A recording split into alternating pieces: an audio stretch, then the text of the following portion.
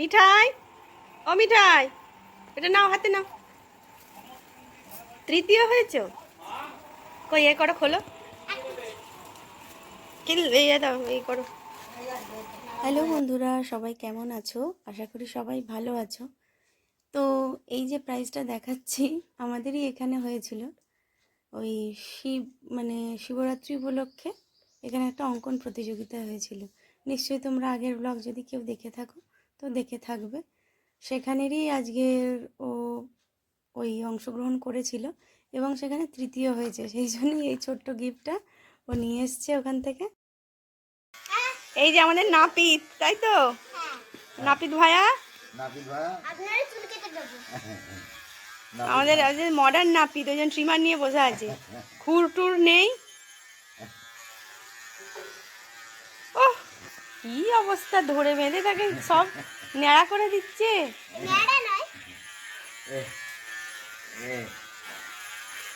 একদম করবে না, আমি বেশি জোরে করছি না, যতটা তুমি বলছো।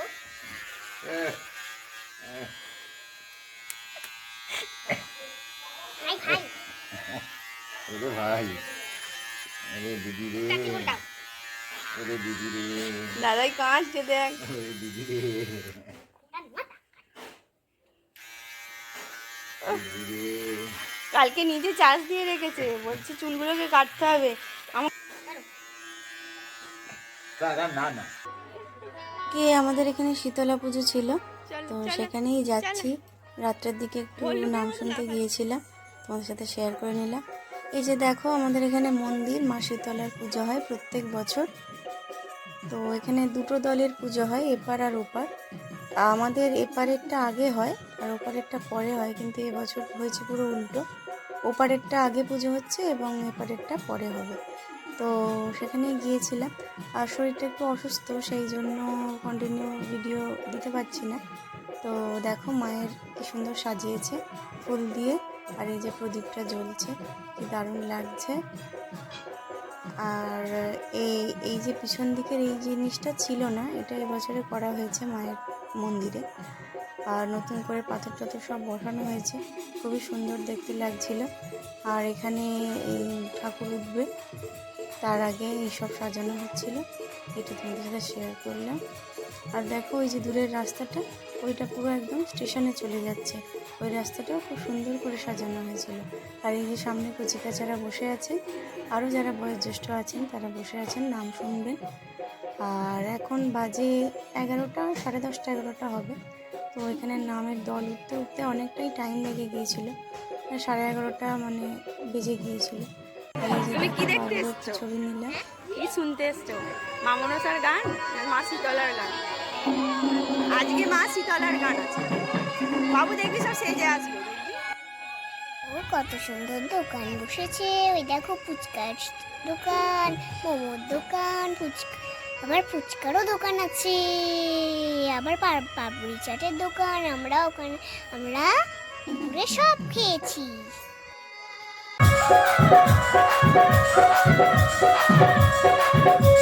বেলা গিয়েছিলাম ঠাম্মি দিদিনের সাথে, আমি খেয়েছি পাপড়ি চাট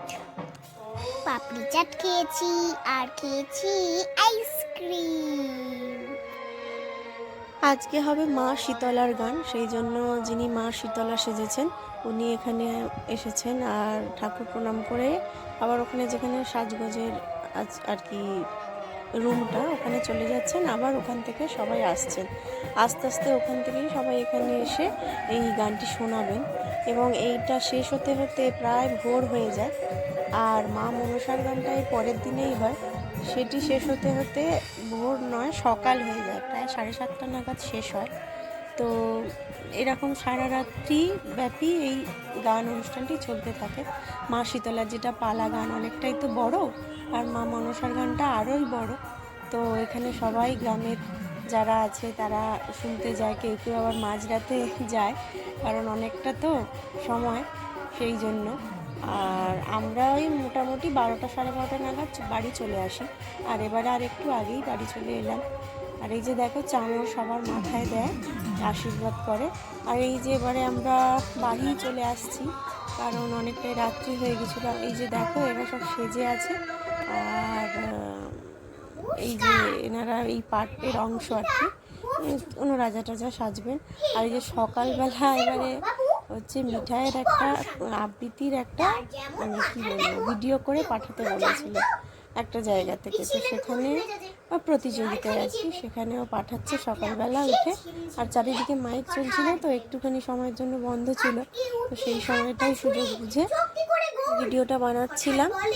গেলুম গেলুম আমায় ধরে তোল, তাই শুনে কেউ পড়তি ডাকে, কেউ বা হাঁকে পুলিশ, কেউ বা বলে কামড়ে দেবে সাবধানেতে তুলিস। ব্যস্ত সবাই এদিক ওদিক। ওদের দুটো কবিতা দিয়েছিল, একটা হচ্ছে রবীন্দ্রনাথ ঠাকুরের মা কাল, আর একটা হচ্ছে এই সুকুমারের গোপ চুরি। তো ও সেই কলেজে বলেছিল এই কবিতাটাই গোপ চুরি, সেই জন্য এটাই ওর মুখস্থ ছিল, এটাই পাঠাবো, তো সেই জন্য করাচ্ছি। এমনি আছে কমেনি এক রত্তি, সবাই তারে বুঝিয়ে বলে সামনে ধরে আয় না, মোটেও গোফ হয়নি চুরি, কখনো তা হয় না।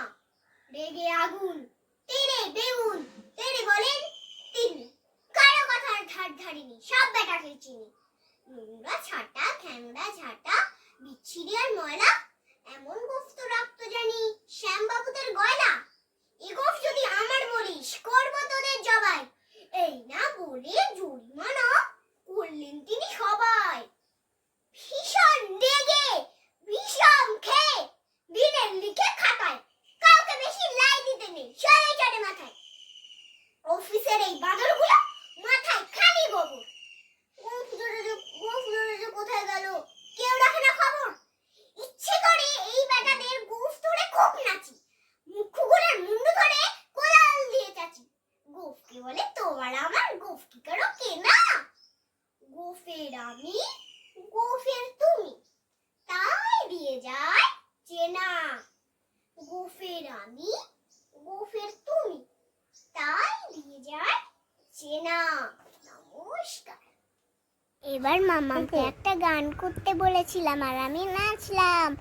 ভিডিওটা যদি ভালো লেগে থাকে তাহলে একটা সাবস্ক্রাইব, শেয়ার আর কমেন্ট করে যাও। টাটা।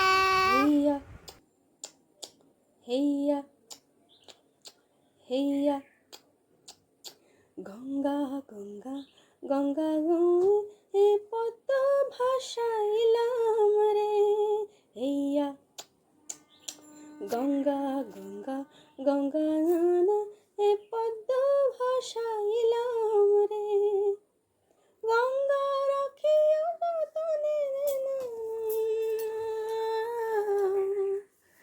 গঙ্গা রাখিও যতনে